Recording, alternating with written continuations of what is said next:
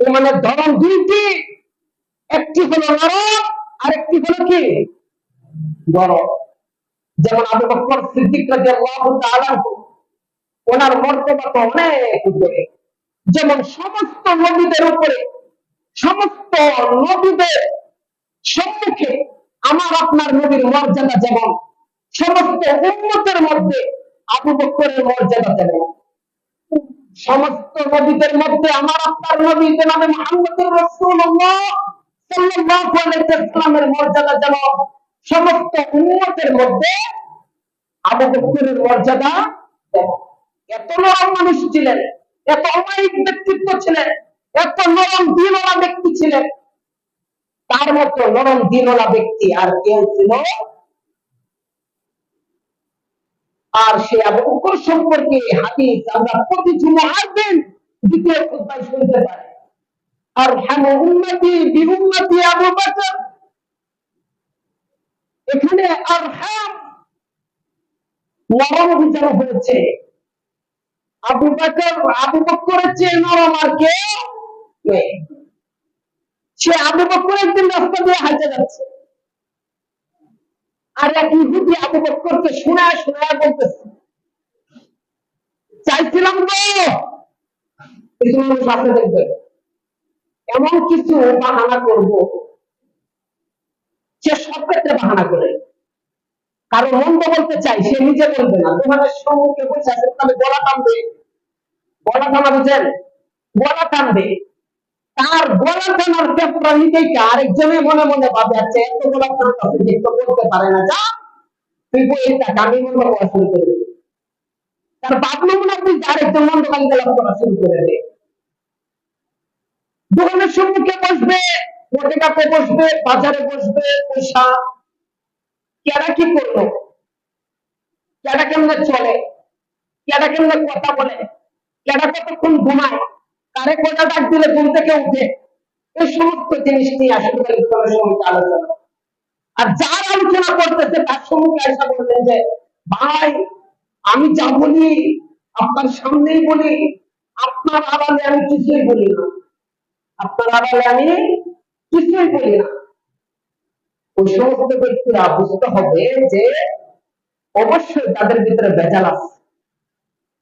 ঠিক সেরকম ইহুদের কার্যকলাপ কি, আবু বকরকে দেখে তাদের সম্মুখে অনেক নেতা পেতা, তার অনেক দল বল, সমস্ত দলকে নিয়ে দলে তাদের উপরে ভর করে আবু বকরকে বলতেছেন যে চাইছিলাম মুসলমান হইতে, মানুষ যে কেন মুসলমান হয় এটা আমার খুঁজে আসে না, চাইছিলাম কালেমা পড়তে, কিন্তু মানুষ যে কেন কালেমা পড়ে এটা আমার বোধগম্য নয়।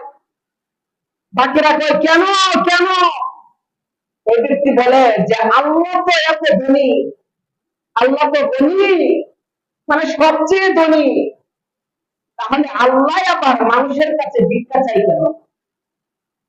আল্লাহ সবচেয়ে ধনী, তবে আল্লাহ মানুষের কাছে কি চাই কেন, ভিক্ষা চাই কেন? কথাটা যদিও আমরা সাধারণভাবে নিচ্ছি, আবু বকর সিদ্দিক রাদিয়াল্লাহু তাআলা সাধারণভাবে নেই নেই। কারণ আল্লাহ তাআলা কোরআনের বহু জায়গায় বলেছেন দান সাদাকার কথা, আর দান সাদাকার সেই হাদিস এবং কোরআনের আয়াতের উপরে ভর করে ওই ইহুদি বলে উঠলো আল্লাহ মানুষের কাছে ভিক্ষা চায়। এই বলার পরে আবু বকর সিদ্দিক রাদিয়াল্লাহু তাআলা নরম কোমল হৃদয়ের মানুষটি নিজেকে স্থির রাখতে পারলেন না, আস্তে আস্তে করে ওই ব্যক্তির সম্মুখে গেলেন, ইহুদির সম্মুখে গেলেন, যায়া কোন কথা নেই, কারো দিকে তাকালেন না, ওই ইহুদির সম্মুখে যায় এটাও ভাবলেন না ও তো বিশাল বড় এক নেতা, কোন দিকে ঘুরে ওরে যদি আমি মারি তাহলে ওর সঙ্গ পাঙ্গ যারা রয়েছে তারা তো আমার গায়ে হাত তুলবে, এইদিকে বিন্দু পরিমাণ ভ্রুক্ষেপ করলেন না। এই কথাটা শোনার পরে ওই ইহুদির সম্মুখে যায় টাচ করে কয়েকটা ফুল লাগাই দিলেন ইহুদির গালে। ইহুদি তো এক স্তর খেয়ে কিছুক্ষণ অজ্ঞান হয়ে গেছে, আর সাথে যারা ছিল তারা ভাবতেছে নরম জায়গা জেনে গরম হয়ে গেছে। এখানে তো আর উপায় নেই, সবগুলা উল্টার সাথে সাথে দিতে দৌড়। আর এই ইহুদির জ্ঞান ফেরার করে, কারণ ইমানওয়ালারা সবসময় জানে যে বাতিল শক্তি যত বড় রূপ আকার করুক না কেন, তারা দেখতে বড় হতে পারে কিন্তু শক্তিতে তারা কখনো বড় নয়। যেমন মনে করেন একটা ক্ষেতের ভিতরে যদি আপনি কয়েকদিন এক লাইন দিয়ে মানুষ চলাফেরা না করে, দেখবেন এই ক্ষেতে আর ওই ক্ষেতে দুই লাইনের মাঝখানে মাকড়সায় এমন ভাবে চাল বাঁধে, রাস্তা থেকে যদি কেউ তাকায় দেখে বুঝা যাবে যে এত বড় জাল ভেঙে আমার ক্ষেত পর্যন্ত আমি কেমনে যাব। জালের আকৃতি কিন্তু বিশাল বড় রূপ নিয়ে অবস্থান করেছে, কিন্তু একবার এভাবে ভেবে দেখেন একটা পিচ্ছি বাচ্চা যদি প্রস্রাব করা লাইনে দিয়ে হাইটা যাইতে থাকে, এরপরেও দুই পাশের বিশাল মাকড়সার জাল ভেঙে তছনছ হয়ে যাবে। ঠিক সেরকম বাতিল অপশক্তি যত বিপদ এবং বড় হোক না কেন, যত শক্তিশালী রূপে জাতির সম্মুখে তাদের মুখটা উন্মোচন হোক না কেন, কিন্তু একটা পিচ্ছি বাচ্চা যদি প্রস্রাব করেও যেতে থাকে, এরপরেও বাতিল শক্তি ভেঙে তছনছ হয়ে যাবে। আবু বকর সিদ্দিক রাদিয়াল্লাহু তাআলা আনহু এর দৃষ্টান্ত দিয়ে গিয়েছেন। সিদ্দিক একবার উনি এক চর যখন বসাইলেন ইহুদির গালে, এই ইহুদি দাঁড়িয়ে ভাবলেন যে বিশ্বের জমিনে এখন বর্তমানে একমাত্র ব্যক্তি হিসাবে জনাবে মুহাম্মদ রাসূলুল্লাহ সাল্লাল্লাহু আলাইহি ওয়াসাল্লাম রয়েছে, আর সেকেন্ড ব্যক্তিটাই হলো আবু বকর। তার বিচার নিয়ে আমি কোথায় যাব? তার বিচার নিয়ে যাওয়ার কোনো রাস্তা নাই। এরপরে উনি ভাবলেন যে এক নম্বর ব্যক্তি তো বিশ্বনবী, সে তো সেকেন্ড ম্যান, তার বিচার করলে বিশ্বনবী করতে পারে। আস্তে আস্তে হাঁটি হাঁটি পা করে বিশ্বনবীর দরবারে চলে গেলেন। বিশ্বনবীর দরবারে যাওয়ার পরে বিচার দায়ের করলেন যে নবী মুহাম্মদ, আপনার আবু বকর আমাকে চর মেরেছে, আপনার আবু বকর আমাকে চর মেরেছে। বিশ্বনবী জনাবে মুহাম্মদ রাসূলুল্লাহ সাল্লাল্লাহু আলাইহি ওয়াসাল্লাম বলেন, ইহুদি তুমি মনে হয় ভুল করছো, তুমি মনে হয় ভুল করতেছো, কারণ মানুষকে এভাবে গালের মধ্যে চর মারা, পাঁচ আঙ্গুল ভাসিয়ে দেয়া, এটা আমার আবু বকরের কাজ নয়, এটা উমরের কাজ। যদি চর মেরেই থাকে, তুমি চোখ বন্ধ করে একটু ভেবে বলো, হয়তো আসছিল আমার উমর, তুমি দেখছো আবু বকর, এটা আমার উমরের কাজ, এটা আবু বকরের কাজ হতে পারে। ইহুদি বলেন যে না, আমি মিথ্যা বলি নাই, আমি ভুল বলি নাই, আপনার আবু বকরই আমাকে মেরেছে। কিছুক্ষণের ভিতরে আস্তে আস্তে আবু বকর সিদ্দিক রাদিয়াল্লাহু তাআলা আনহু বিশ্বনবী থেকে তো দূরে থাকতেন না, তারা একটু সময় পেলেই বিশ্বনবীর কাছে চলে আসতেন, রাসূলের দরবারে চলে আসছে। যে ব্যক্তির এক চরকে ইহুদি অর্জন হয়ে যায়, সেই ব্যক্তিকে যদি আবার বিচার দেওয়া অবস্থায় নিজের চোখে দেখতে পায়, তাহলে তার চোখে মানুষ বাঁচবে না সরষা ফুল বাঁচবে? এই ইহুদি সে আর কিছু চোখে দেখতেছে না, বই আতঙ্কে কাঁপা শুরু করে দিল, কাঁপতে চলে আসছে। আবু বকর সিদ্দিককে বিশ্বনবী জিজ্ঞাসা করলেন, আবু বকর তুমি কে চর মেরেছো? আবু বকর সিদ্দিক রাদিয়াল্লাহু তাআলা আনহু বলেন, চর মেরেছি সেটা বলেছে, কেন মেরেছি সেটা বলবো না কেন?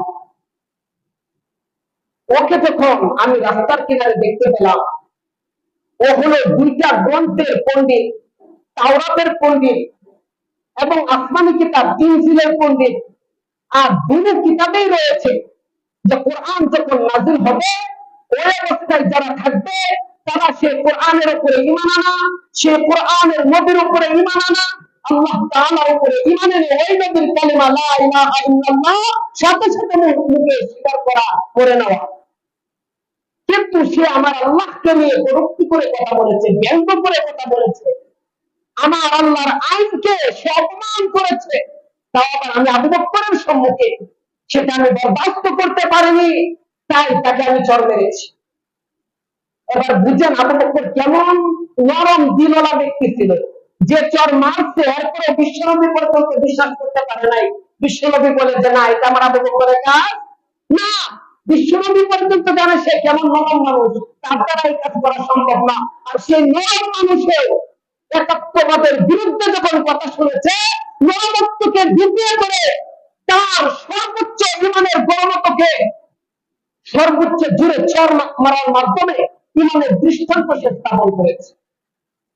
দর্শক, এরপর এই ইহুদি যারা মিথ্যাচার করে, যারা গলাবাজি করে, চাপাবাজি করে, তারা দেখবেন যদি হয় একটা বানায় বলে আরো কয়টা 10টা তাল মিলিয়ে কথা বলে। একজন একটা বলছে আমাকে এটা বলতে হবে, তাল মিলিয়ে কথা বলে। এই ইহুদি ডাইরেক্টলি না করতেছে যে না আল্লাহ কাল্লা, মানে যেভাবে ইচ্ছা সেভাবে সে কসম করতেছে, কসম করে বলতেছে আমি সেটা বলি নাই। কিন্তু দেখেন আল্লাহ তাআলা কুরআনুল কারীমের আয়াত দিয়ে আমার আপনার নবীর কাছে আবু বকরের সাক্ষ্য হিসেবে পাঠিয়ে দিয়েছেন। قد سمع الله قول الذين قالوا إن الله فقير ونحن أغنياء। আল্লাহ তাআলা জিবরাইলকে দিয়ে পাঠায় বলেন, জিবরাইল যাও আমার নবীর কানে কানে যা বলো, যে কথাটা ইহুদি বলেছিল, যে কথার কারণে আবু বকর আমার পক্ষ নিয়ে ইহুদিকে তাৎপর দিয়েছিল, সেই কথাটা শুধু আবু বকর শুনেনি, আমি আল্লাহ শুনেছি। সুবহানাল্লাহ। ঠিক সেরকম একাত্মবাদের পক্ষে যারা থাকবে, আল্লাহ তাআলার খাঁটি সৈনিক যারা হবে, আল্লাহ তাআলাকে পৃথিবীর সবচেয়ে বেশি প্রেম ভালোবাসা মহব্বত যারা করবে, আল্লাহর জন্য কাউকে মারতেও পারবে, আল্লাহর জন্য নিজে মরতেও পারবে, এমন ইমানওয়ালা যারা হবে, তাদের পক্ষ নিয়ে কিয়ামত পর্যন্ত আল্লাহ তাআলা ফেরেশতা দুনিয়ার জমিনে নাযিল করবে। আল্লাহ তাআলা আমাদের সবাইকে আল্লাহ তাআলার খাঁটি ঈমানওয়ালা বান্দা হওয়ার তৌফিক দান করুন। সকলে বলি আমিন।